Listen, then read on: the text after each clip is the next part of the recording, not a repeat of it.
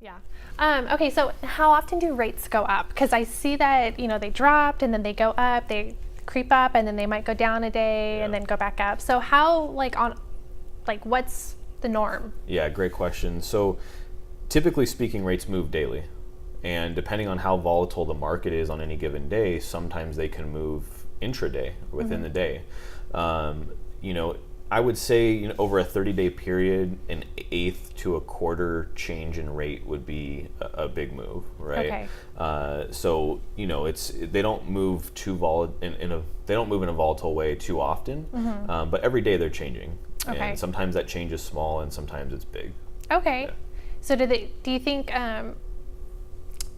what is it? Like they go up quarterly on that you see a more Dramatic change. Is it like, Yeah. because you always hear on the news how people are like, oh, they're raising rates again, and they do it like so many times a year. Yeah. Do you think it's more like quarterly, or is it just? Great question. The environment that we've been in lately, I would say you've seen a reasonable move up over a couple month period.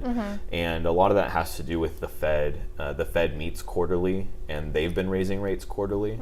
And mortgage rates follow the bond market, which has been impacted by the Fed decisions. So yes, over the past year, you've consistently seen rates go up on a monthly basis is what I would say. And there's maybe some weeks in there where they dip down a little bit, but the overall trend as of late has definitely been on the rise. And I would say monthly to quarterly is a good estimate. Okay. And just so you guys aren't scared, rates going up, they're still historically lower than they've been. Like, I have people that are like, oh, I bought when it was like 16%. And I was like, oh my gosh, that's like a huge rate. Yeah. That's like a credit card right there.